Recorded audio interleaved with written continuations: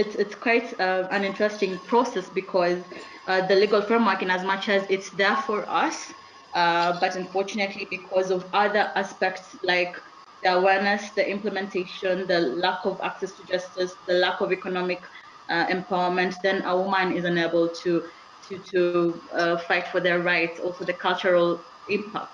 But also, in as much as we have the well-defined laws and policies, there are issues on the need to actually review some of our policies, because some of our policies trickle down from the patriarchal colonial period, which has really taken in the issues of succession. Because as you like, when you read in terms of the law of succession, you find that the woman has no space, the wife has no space, has no say. So I think we need to look at some of the laws and review them for purposes of ensuring that women can fight in a holistic manner on all interventions that our country or our government is trying to work towards. Thank you very much, Angela. Do you mind just speaking to us some of these laws that you think need to urgently be reviewed to be able to, ensure that there are no loopholes in the quest to secure rights for women in terms of land and property? I'll look at the law of succession. I'll go trickling into the provisions to be specific. You find that there's the aspect of the person, a person having a will and a person not having a will, and on instances whereby the husband has a will, it's okay because it might be defined very clearly that the wife has A, B, C, D. But in instances whereby there's no will, the law itself stipulates that a woman has to go with household effects, and the household effects are more of things of the house, like the sofa set, the carpets, things of that sort. But then you look at this woman has known this to be her home for a very long time, unfortunately. But when the husband dies, the property goes to the children. Yeah, you're supposed to have children in the loop, in the whole process, but then also the wife needs to be given her property, because she has contributed all this while to come up with this property. But then unfortunately, if the person has no will, then the wife ends up just going with household effects, which is very, very sad, because you might find that because maybe the wife also comes from a society whereby it's a patriarchal system, she has nowhere to go back, and then also going forward she has nowhere to go towards. So like, for example, also the law of succession allows that in the pastoralist communities, it's whereby they are subjected to their laws. And I think maybe Jen can be clear in terms of how the law of succession is, as in the succession process is within the indigenous communities, because we all know, based on our background, that the pastoralist communities have a patriarchal system, and if the law of succession allows them to go as per their bylaws, then it's quite an unfortunate event for a woman. Then when we have also the Land Act, whereby the issue of spousal consent, it was scrapped off. We tried fighting for it to be included, but it was scrapped off, and we put all our efforts on ensuring that maybe the person, the practice, the advocates, the land control board, and any other institution that's supposed to give consent before a property is sold, we put all our efforts on that, but then it's not instilled in law. So I think that's gonna be also a gap for a woman. And then we come to the community land, whereby when we look at it, we keep on saying that the register ought to include each and everyone. But when you look at all the details, that especially in the regulations are stating that the institution, that is the Community Land Management Board, the Community Land Management Committee is then supposed to come up with a register. So depending on who sits at the Community Land Management Committee, the register might end up just having the household heads, and we all know that the household heads are men. So that is a problem that we will end up facing, and we need to see whether we can be able to review it, and or when we are capacity building and raising awareness, we just help in changing the mindsets of all people so that everyone can be gender sensitive and not just on the aspect of infringing on a woman's rights. Yeah. Thank you very much, Angela. In case we have time, we'll come back to you to shed further light on the very recent, pretty recent, the Marriage Act, the Matrimony and Property Act, and how this, if at all, addresses any of these loopholes. But moving on swiftly, I think I'm going to move now to Mary Maneno of Transparency International. Mary, you have just recently come back from the Land Policy in Africa conference in Abidjan, where the theme was winning the fight against corruption in the land sector. When women go to seek services from duty bearers, what is likely to happen? What hurdles, challenges do they go through? Okay.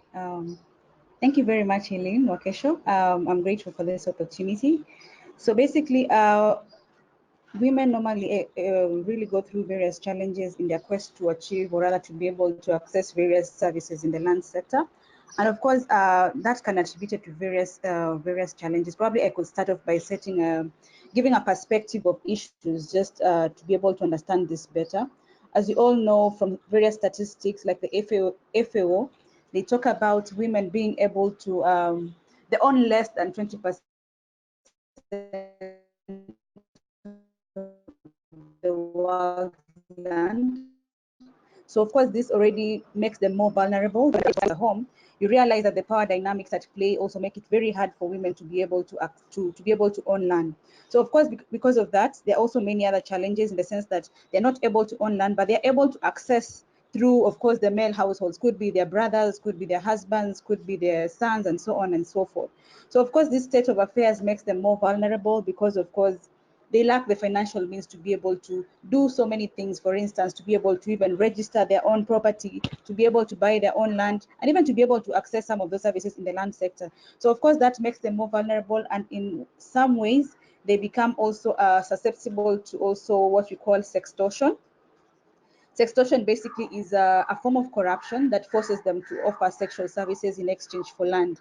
You know, we are normally very much used to the normal kind of bribery in the sense that you're able to just offer money to be able to get services. But for the context of women, the issue here is now the aspect of sex and corruption. So essentially, this is it's a question of sex being used as the currency of the bribe in this case. Of course, it's one of the sextortion is not really very obvious. It's mostly a hidden form of corruption because most people don't normally talk about it. So, of course, this is one of the greatest challenges that women offer because they find that because they are very desperate and probably they cannot also afford, they don't have the financial means to be able to also support themselves in terms of paying for the relevant fees or getting the relevant charges that they normally have. And of course, other challenges that I could also maybe talk about also can also be attributed to the fact that at this particular juncture, women normally lack information on critical land-related processes. And of course, because also of their low literacy levels, they're also not able to really have an understanding of so many issues. So because they are normally also, as I earlier on had alluded to, also vulnerable, they're susceptible to all these kind of issues. And that is why sextortion is really one of the key issues that really affects women, especially in as far as the ownership, the land ownership rights are concerned. Thank you very much, Mary. I think that really helps us understand some of the real challenges that women go through, and the fact that corruption is not just around resources or exchanging of monies, but it could also be, requests for sexual favors in exchange for services at land-related services. I now move to Kitasi. Kitasi of Action Aid. And Kitasi, you have been doing some incredible work around women and extractives. There's lots of challenges, lots of issues that women go through in this sector. So Kitasi, do you mind just walking us on some of the challenges and the current discourse of how best to create safe spaces for women in these spaces?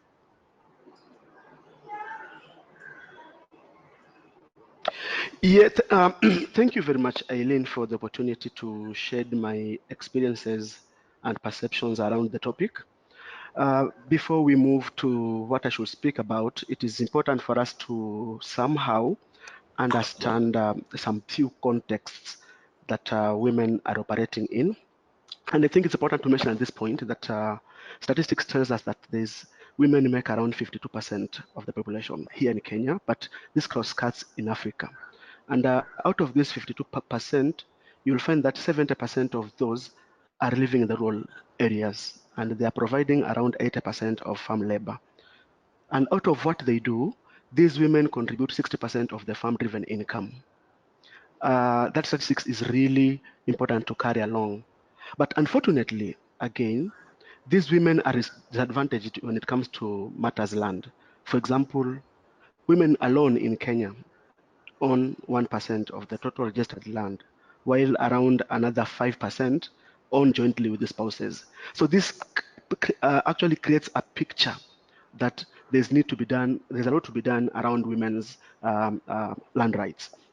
And I want to support these statistics by just sharing that recently, a couple of organizations, including the Ministry of Land and Physical Planning, National Land Commission, Action Aid, Groots Kenya, Reconcile, KLA, Daughters of Mumbi, and others, supported a number of women to conduct a rapid survey in around 8 counties in Kenya.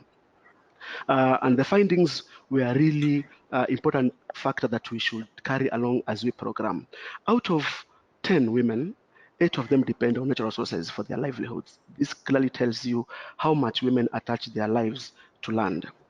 Like in most Kenyan African states, the ownership and control of a land by women is unclear and it's actually uncertain. This is unacceptable at an hour where we say that we have progressed as states. So the effects here is that production systems are affected, and it puts women at severe risk of rights violations. But very important as we move along, there's this evolving context that is really important for us to think before we go to the challenges that women face. Number one, when you look at the extractive sector in Kenya, currently it is valued at around 400 million pounds per year. This is around 1% of the GDP annually. And it is projected that by 2030, it will have grown tenfold. It will be 10%. Please, as I speak, just think around what violations will come on matters land displacement and land dispossession when these projects become real. You'll find that again in our Vision 2030, mining has been projected as one of the sectors that is going to transform Kenya into a middle income country. There's the emerging context that conservation is being used today as a smokescreen for land grabbing. And this is just few people, the elite, taking land that is owned by women for livelihoods. Women are producing their food. But again, something that we need to look at, devolution in Kenya was a very good thing. However, the counties are now competing to attract investors in their counties. For example, Kitui, already the Africa's richest man, Dangote, has already announced plans to set shillings 36 billion cement plant in the county. And this is according to Forbes survey. And this tells you clearly that how much or how many households are going to be displaced for such thing to happen. But very important again, looking at the global aspects, there's a lot of state capture by transnational companies. One, looking at how the World Bank is trying to ease in business on agriculture. That policies must be somehow be eased so that it allows for agriculture to progress in Africa at the expense of the locals. But again, very importantly, you'll find that seeds industry. Again, there's a lot of expansion of the international relations, which then takes seeds away from women, and women cannot conserve seeds and gift as it's supposed to be. But you must understand very clearly that this has a lot of implications based on that context. And some of the challenges or violations that women obtain or get from mining is that the women experience consequences of extractives, but this is in a very unique and pronounced way. For example, they are the most ones who bear the brunt of mining projects, yet they fail to equally enjoy the potential of benefit of mining. You'll find that women continue to be affected by mining agreements, but these agreements are signed in their exclusion. So what happens is they don't have knowledge about what is in the contracts, their participation is not there, and their consent is not sought. So consequently, these women do not know what the implications of the planned actions on their social economic rights, including the right to land, right to food, right to water, shelter, and self-determination. In this country, we have witnessed a lot of big infrastructural projects. And this requires compulsory land acquisitions for private and public investment plans. And this is carried in many ways without due consideration of the voice of women. And rarely do the women benefit from the compensation that comes with. Because then their male spouses, who are the main title holders, are the ones who get this compensation. In this context, you find that women-headed households are frequently excluded from communal land sharing. And now we are talking about community land. But then who is at the table discussing this? If you're not on the table, you must be somewhere around the menu to be eaten. And you find that in this context, those women human rights defenders are constantly under attacks because when at the family level and they're trying to voice their needs, family members, power allies, custodians of patriarchy, they deny them to speak. And of course, what happens is that those who speak, they end up being violated their rights physically, emotionally, and name it. But very important for us to note is that when mining happens or extractive happens, there's this increased sexual exploitation and gender-based violence, actually in terms of accessing the quarries. There are no facilities, amenities there for like toilets and many other things. But very important also to carry along is our own culture. This is very patriarchal culture, very unfair to the women. Administratively and judicial practices that have served to deny women benefiting from their rights to access on control and even be able to benefit from natural resources. So this is some of the context that we need to carry along as we speak about violations of women when it comes to land rights. Probably I should stop at that point and come back to provide more insight around what we have done as ActionAid, what do I conclude myself in terms of this, and what I should recommend probably for us going forward. Thank you.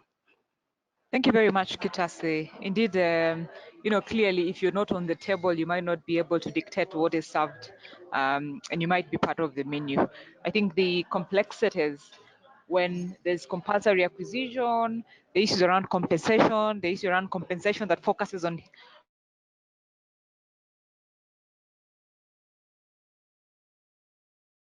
women is complex one, and I'm glad that you're able to highlight that. So our last panelist is Jen Meriwas. Jen Meriwas from Samburu Women's Trust. And Jen, I know you have been doing a lot of work around supporting women's access to land, but also other properties. And your context is a bit unique because you're focusing on pastoral women, and you yourself as a pastoral woman. Do you mind just helping us understand what it means for women in pastoral communities to seek to access control land, but also other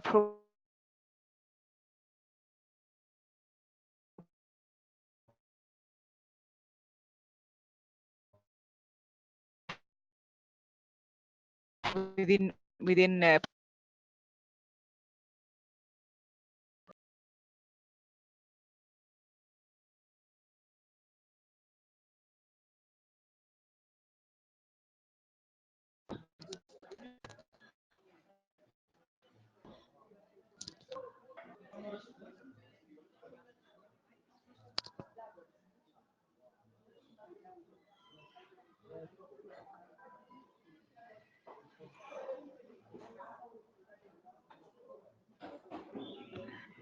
Ellen?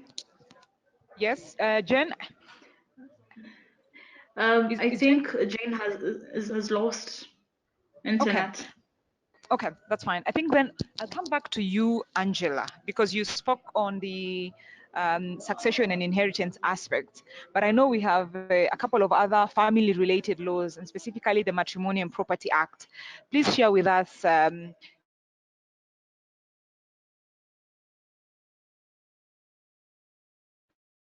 Ellen?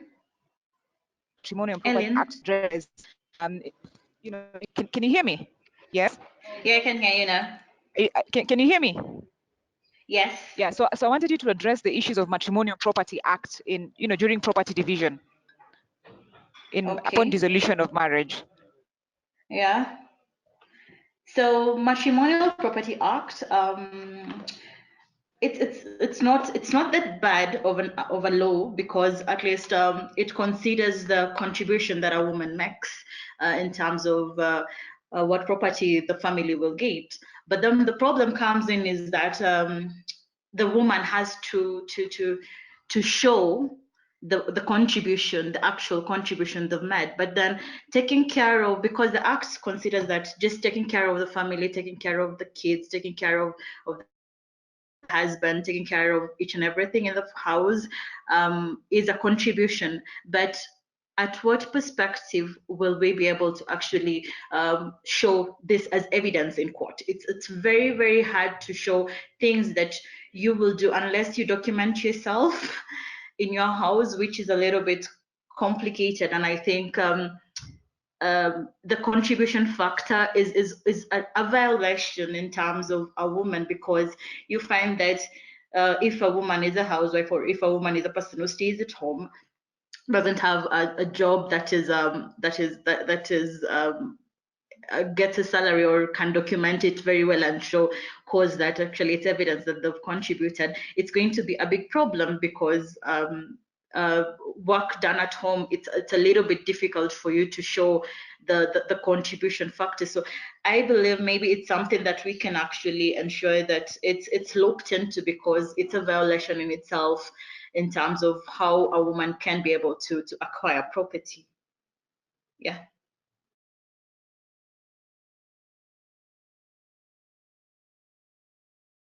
Elaine?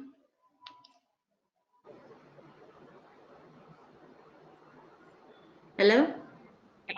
Thank you very much, Angela. Kitasi, I know there's aspects that ActionAid has been leading on to try and support, you know, women in working in extractive sector. Do you mind speaking to us how that is going, and what are some of the lessons and recommendations that you have for other organizations, other people working in similar spaces?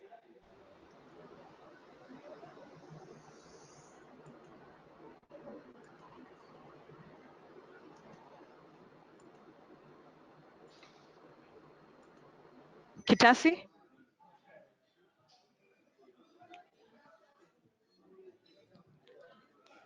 Okay. Mary, I come back to you. I think.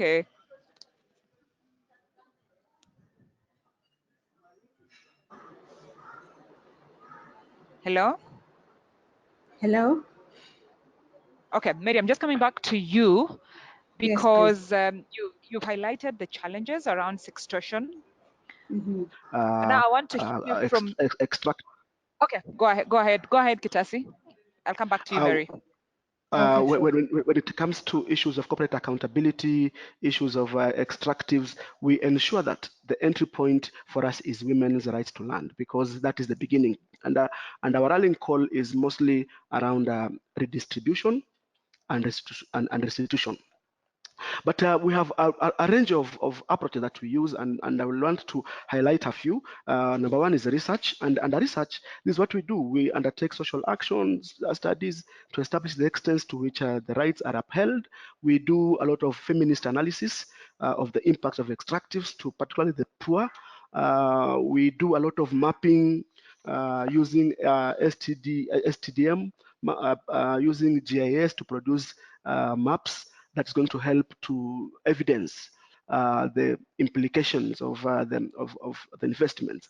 But also after that, we go to now to the capacity strengthening, and here is about women leading the actions in terms of giving them capacity to claim and protect their land rights, develop and strengthening democratic assemblies. This is movement building for women to be able to discuss and push for their own agenda, ensuring that we raise their awareness an understanding of the policies and the programs that are coming, what opportunities are there for them to tap in, but also very importantly, ensuring communities in mining sites they engage with government and mining companies.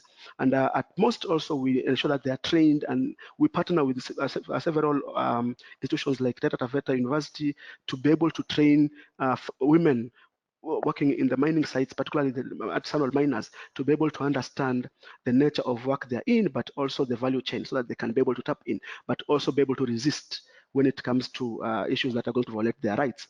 So, and importantly, after this is about engagement, and we have done a lot of regional exchange visits, bringing together multi-country experiences from different countries in Africa, ensuring that people are learning from each other. Like we took others to South Africa, a committee of members from Kitui County to go to South Africa to go and study and understand what are coal mining and its implications, but also very importantly, supporting dialogue meetings with members of the policymakers, so that communities, particularly women, can be able to engage and participate in decisions. And we are a good member of the Decolonize campaign, where we also provide a lot of support in terms of what should come out. These are just some of those which we are doing, but I will want to conclude at this point before I hand it over and maybe keep quiet and listen much now.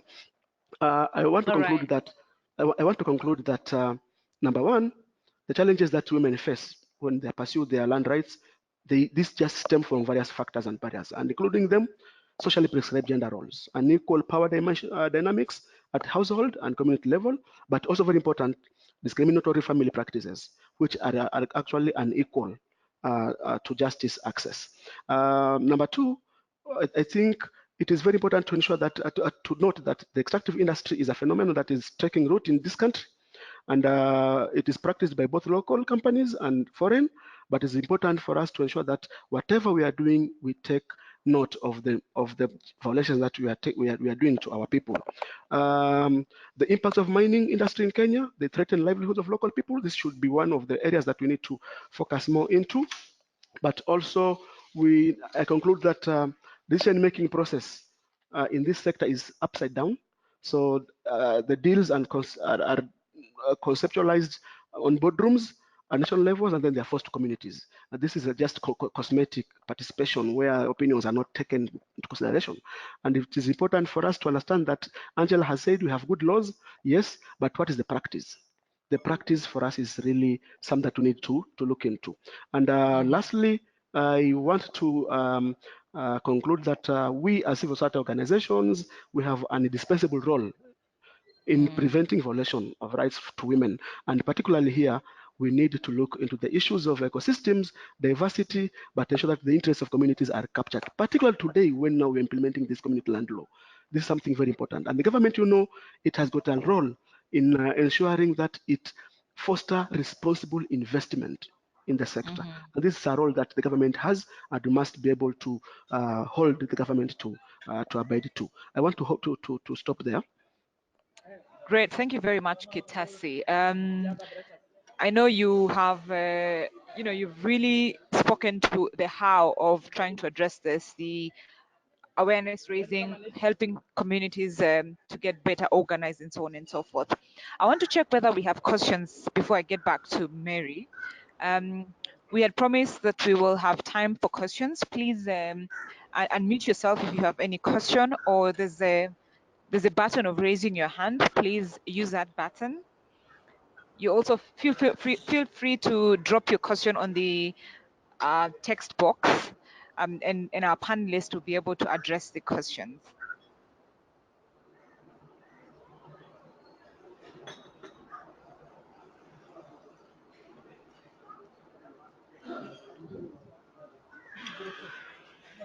Okay. As we wait for the questions to come, I want to come back to you, Mary, because you have talked to us about fairly a new concept around extortion. From the work that Transparency has been doing, from your personal experience, how do you think women themselves can better be supported to address, sextortion as they seek to get services within the sector? Okay, thank you, Aileen, for that. For me, basically, I think first and foremost, because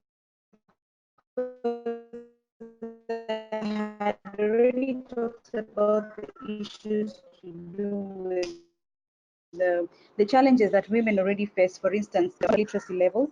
That should be the starting point, because once they are able to have this information, they can be able to access this information. This, of course, already is a starting point towards, of course, going about the land corruption through sextortion. That is a starting point because it's a counterbalance. Once they have this information, they're able to be able to defend themselves.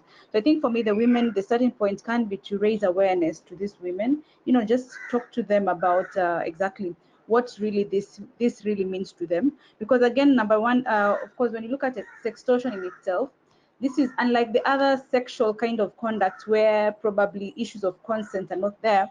When you look at sextortion in itself, there's an element of consent, and that is why at times it even becomes very hard for these issues to be prosecuted, because again they say, okay, so once this person has consented to having this sexual act, then why would you say that this is probably an illegal or rather an offense?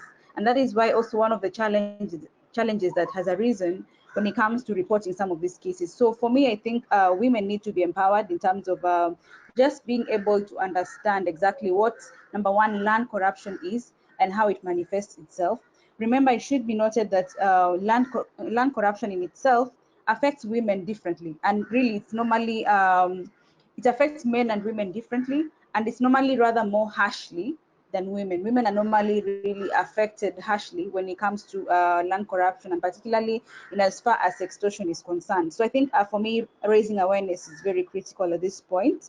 And then also, I also feel whole issue. I think also the question of criminalizing sextortion. At this point, people normally treat the gender-based violence as, generally, they just treat it as any other kind of offense. But when you look at sextortion in itself, that is kind of a form of gender-based violence, which people fail to look at. And I think for me also, this needs to be criminalized like any other form of corrupt activity, because already we have laws already that talk about that sanction corruption related activities. So if sextortion is also an element of corruption, then I think it goes without saying that also this needs to be criminalized, and by this it needs to of course be codified, and of course it needs to be known, so that any person that is involved in this kind of practice can actually be able to to face the law as it is. So I think criminalization is very important at this point. And then also I think the other element of just trying to kind of assist these women would be a question of just trying to spread the word that sextortion is a very important sextortion is a very important issue, and people should really treat it as serious as the way they treat any other offense.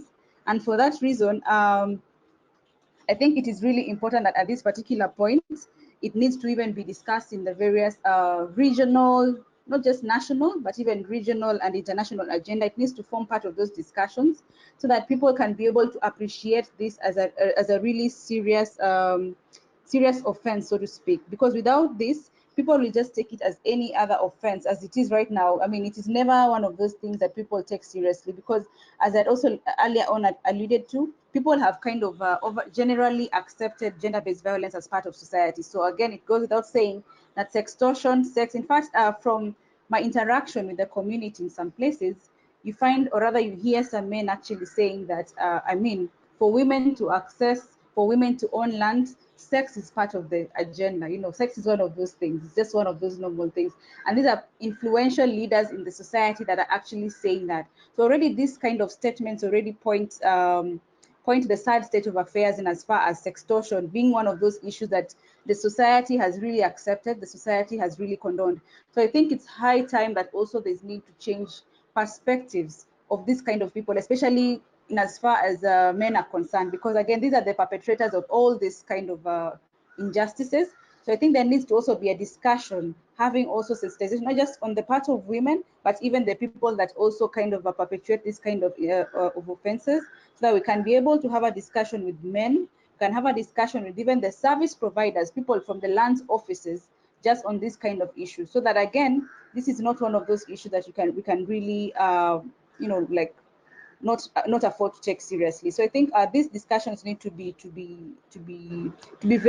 given so much prominence, because at this particular point, it is not one of those issues that people talk about, because number one, even when it comes to reporting this kind of cases, women fear to report these cases because of stigmatization, because they like talk about what will happen to me if I report about it.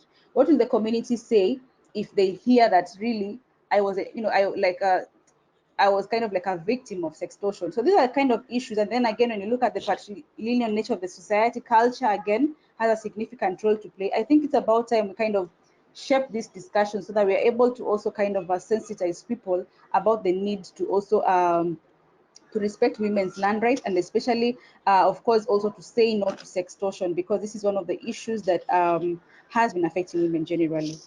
And on the issue that you had earlier on mentioned about what Transparency International has done previously, or rather has been doing regarding this particular issue, we have been engaging women, especially on various fronts. This has been through raising awareness, capacity building forums on this kind of issues, just try to lay the whole basis, the whole concept of land corruption and the manifestations, especially in as far as sextortion is concerned. And also we have been engaging various stakeholders. This, of course, the land officials themselves, who are at times also engaged in this. The chiefs, for instance, who are also sometimes very difficult when it comes to, when it comes to also just helping women to be able to secure their land rights. So I think we have been having this kind of discussions. Also, on a larger scale, we've also been conducting advocacy through, there's an advocacy tool called Participatory Video. Participatory Video basically is a tool that involves training people. In this case, we trained women on how to be able to document their stories, and especially on sextortion, to be able to document their stories so that we can be able to use that video as an advocacy tool to the various stakeholders. In short, women are able to talk about the sextortion, their various experiences in as far as sextortion is concerned. And then once they document that, remember, they're trained to be able to document these stories. They're trained on video skills and all that kind of thing. So the video is also later on used to do that. We did that in Kenya, and we also did that in Ghana, just to be able to, and in the case of Ghana, we did that with widows, because widows also have bear the brunt of sextortion. And so there are various experiences that we have found ourselves in. And then the other issue that we have also been engaged in is through documentation of some of the experiences of our land work, and especially in as far as sextortion is concerned. And there are various publications which are available online that we have also come up with. Just to name a few, we have the Women, Land and Corruption, Resources for Practitioners and Policymakers, which basically just tries to give experiences of women, and how women and their connection with the land, and of course also the various challenges that they go through. And then also the other publication is on gendered land corruption and the Sustainable Development Goals. As we are now aware, the SDG discussion right now, basically there's a very high nexus between land and SDGs. So again, this is one of this publication basically gets to emphasize on that.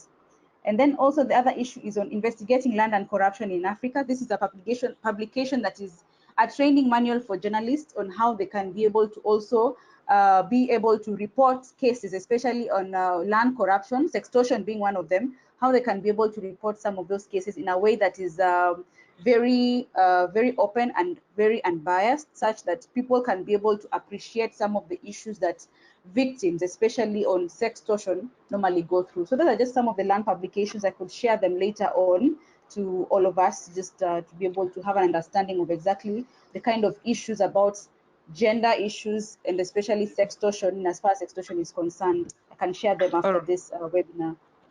All right, thank you So very basically, much, Mary. That's a very comprehensive update on resources, but also all the actors that need to be involved to ensure that we address aspects of sextortion. I want to ensure that we have not left anybody else out who is asking a question. I'm seeing a hand up. Winnie, do you mind unmuting the person whose hand is up? We're coming to an end. We should be ending in the next 5 minutes. And so I just want to ensure that we have all questions and we're not locking anybody out. The whole idea was to be able to engage.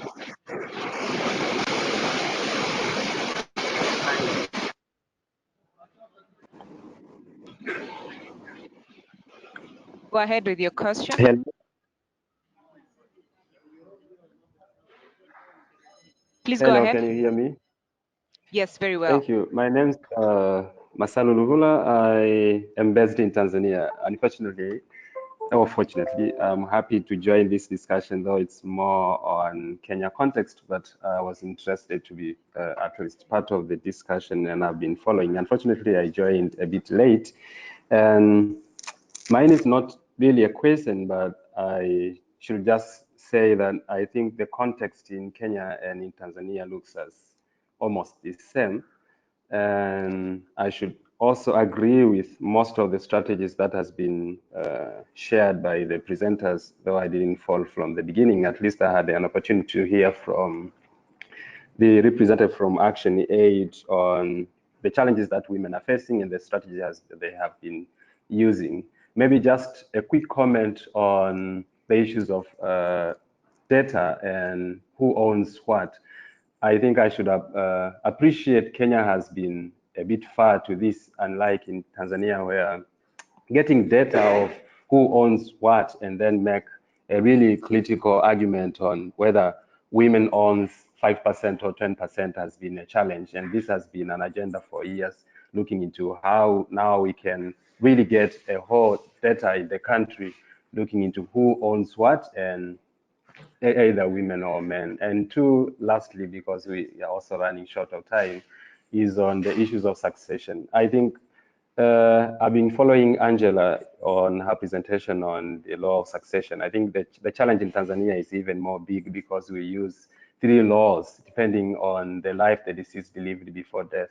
That is, the customary law applies when the deceased lived in a customary life, and the deceased, if was a Christian, now the statutory law applies, and whether was a Muslim, now the Islamic law applies. That is the area where women have been facing challenges when it comes to inheritance. So thank you for learning from Kenya, and I'm happy also being part of the discussion. Thank you very much, Masalo. It's good to know that there are lots of similarities between Kenya and Tanzania, and indeed the issues that women face across the region have lots of similarities, whether it's around sextortion, whether it's around extractives. The similarities and the similarities in struggle, points to the fact that there's need for greater unity of voices as we demand for an end to the continuous violation of women's rights to land, whether it's during marriage, upon dissolution of marriage, whether it's in customary lands or in any other species. I don't know if Angela, you want to comment on Masalu's correlation of issues around inheritance for both Kenya and Uganda. Do we have any other hand that is up, Winnie?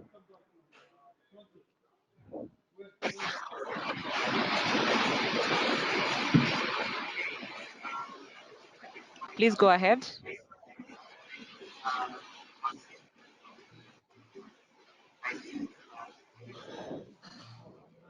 I can see a hand up from Hillary. Hillary, go ahead.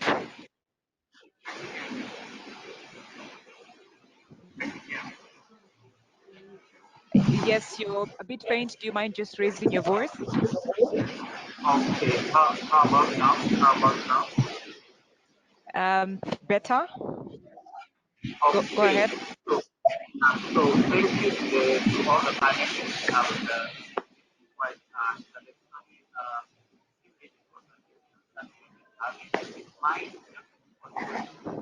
I don't have much that I'm actually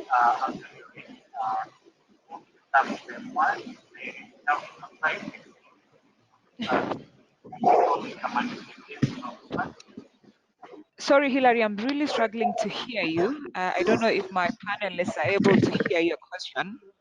There's a bit of noise in your background, and I'm wondering whether you're able to be in a place that allows your voice to be audible. If that's not possible, then maybe it might be helpful to just type your question in the question box.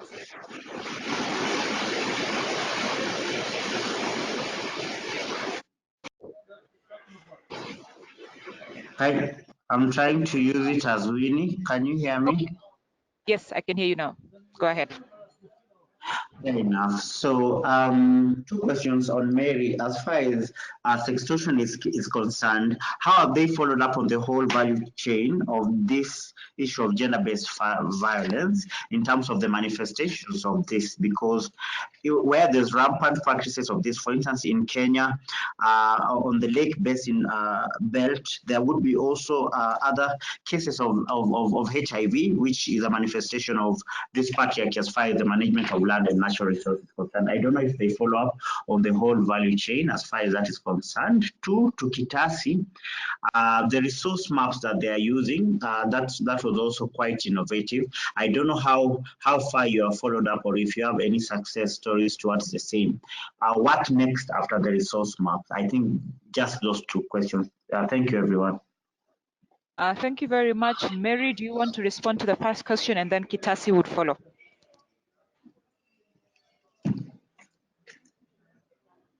Hello? Hello? Yes. Yes, Mary. So your question was... sorry, I'm losing you. Okay. So your question was... Yes. So I'm going to read it as it's typed. Mary, I'm interested on how you follow up on sextortion on the whole value chain of gender-based violence in this regard. Do you follow up on cases of HIV that come out of, the same, out of sextortion? Okay. Yeah, of course, just to again to just set the background, as you know very well that once the sextortion, of course there are many other effects that this might this might have an effect on. Of course, number one, there's the aspect of could be an element of poor service delivery or rather lack of service delivery in the land sector in the event that this woman probably has refused to actually, to succumb to, the sexual favors. There's also an aspect of in the event that the woman is able to also say yes to the favors, there's an aspect of probably HIV AIDS, in some instances maybe dates, in some instances even maybe like physical assault and so on and so forth. So in some of those cases, what we normally do is we pick up the issue with the affected persons, and of course now assist them to follow it up in the legal way. For instance, if it's a case of like if it's a whole maybe a rape case or whatever it is, like a criminal offense, if it results to a criminal offense, say rape, of course we assist them to be able to pursue the case by making the necessary reports to the police station, and just be able to ensure that at least they're able to also this person can be prosecuted. So there are those instances in which, because that of course leads to a criminal case, we normally advise them accordingly when it comes, because of course when it comes to criminal cases, our hands are a bit tied, but we still assist them in terms of being able to follow up on the next stages when it comes to getting justice, and as far as having these people prosecuted is concerned.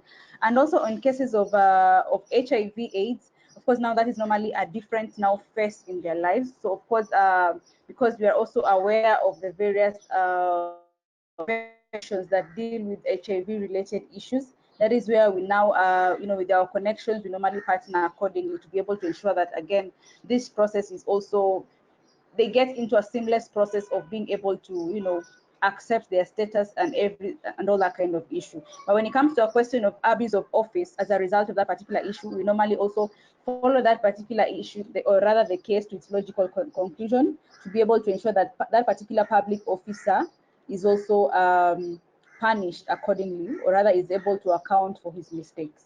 So there are various elements of it. When it comes to HIV/AIDS, the different stakeholders who handle it, and also when it comes to abuse of office and also maybe a criminal case, we always link these people to the various offices to be able to receive appropriate assistance. Thanks, Mary. Kitasi, in a minute or so, do you want to respond to Hilary's question on how you use the resource maps going forward? And if there are any positive success stories that have come up out of the resource maps that you've been using?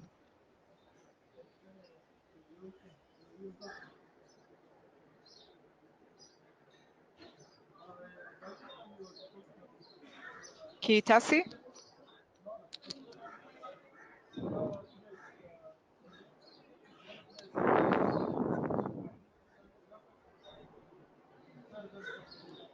Okay, Go ahead. okay. I was muted.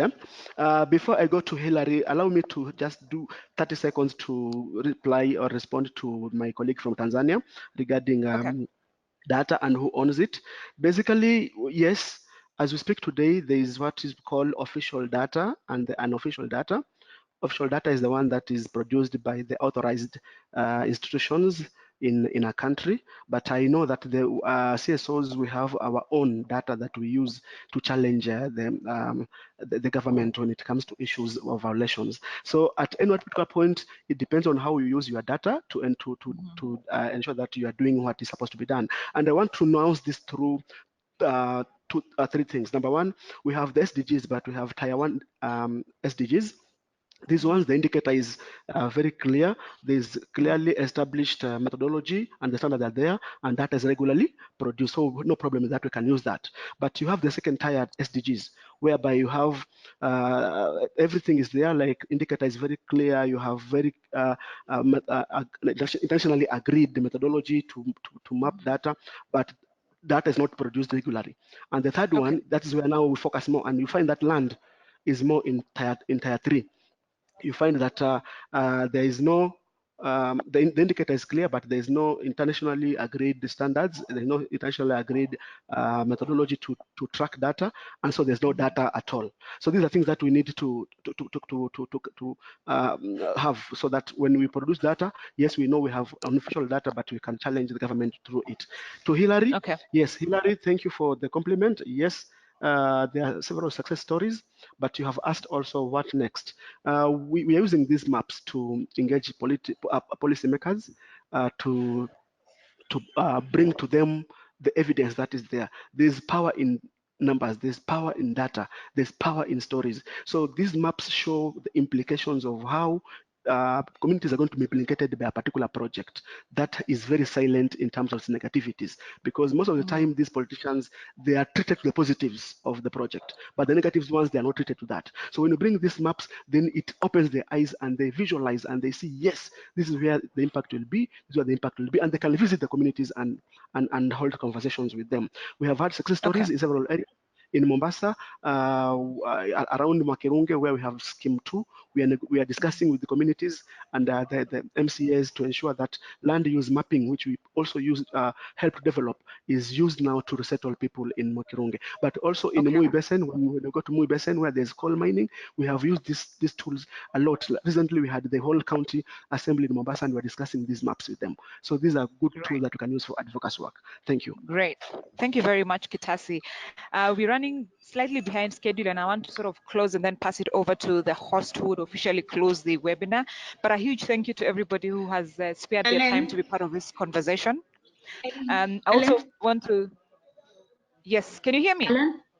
Yeah, I can hear you. I just wanted to respond to Masalu also. Okay, do you want to respond as you close? Because we have, I think, about 6-7 minutes. So yes, and then so I'll just pass it over to you, and then you pass it back to Winnie to close. But a huge thank you to those that conceptualized this idea, and that's Winnie and Angela for creating this platform to start a conversation on women's land rights as a form of violence. I'm sure this platform and this conversation will continue. If your questions weren't answered during this call, would surely ensure that we create further platforms for this conversation. So a huge thank you to all the panelists and to all the participants. Back to you, Angela, and to Winnie. Thank you. Okay. Hello, everyone. Thanks a lot, Masalo, for the issue in terms of succession. I think one major violation that us as civil society, the judiciary, and all the people who work towards safeguarding human rights defenders is that we look at laws at a very narrow perspective, because you find that we are looking at the Land Act, we are looking at the Community Land Act, we are looking at the Land Registration Act, but we fail to look at the holistic perspective in terms of the laws that has implications to these laws, like the matrimonial, the law of succession, even the Marriage Act. We fail to look at those perspectives because you find that people do come, we stay, and when you go to court, the come we stay fails to be upheld, and people fail to have property, and maybe they've worked on properties together. So I think one of the way forward I can urge all of us is that when we are looking into land laws, we ensure that we look at the laws that has implication on this land laws. Let's not look at laws at a narrow perspective. And I think, Masalo, it can be a good conversation that we can join forces and see how we can change some of these laws, because there's need for a review. But in as much as we need to do reviews, we also need to do awareness creation so that the implementation can be fast tracked. But then also you find that we also have the issue of affirmative action. But then the affirmative action, we want to have numbers, but then in terms of having numbers, we fail to also create awareness. So capacity development lacks. So in as much as we have affirmative action, we really need to look into awareness creation. And the last thing, in terms of what Kitasi has talked about, agriculture, which I really appreciate in terms of the percentages that you've provided for us, we really need to look at the issue of subdivision and land use plans, because when we look at the two, they will help us in contributing to the end of women land rights violations, because at least counties will be planned. People will look at in terms of subdivisions, agriculture will be looked into. So I urge all of us to look into all the ideas that we've come up with, and we discuss further in with regards to that. Thank you all, and back to you, Winnie.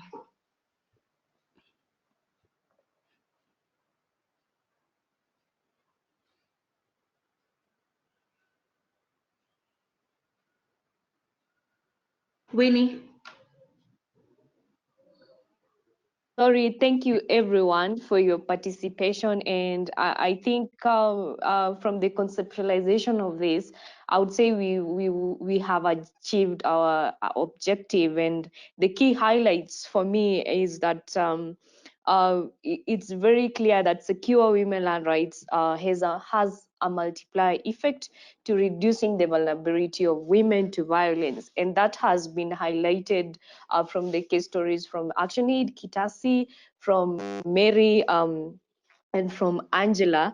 And thank you also for the other issue is the land related programming. I mean, going forward, you need to think of how our programs can address the GBV, gender-based violence challenge in our various interventions, whether in the mining industry, extractives, or women land rights, or the policy advocacy.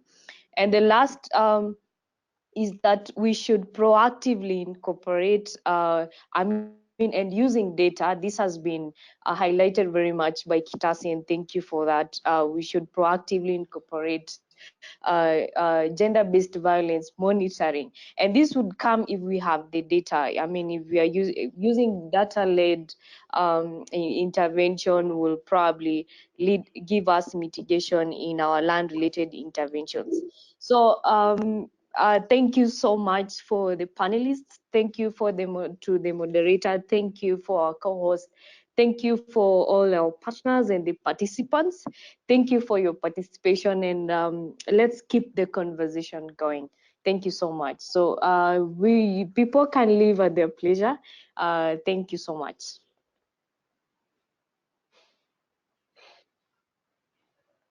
Okay.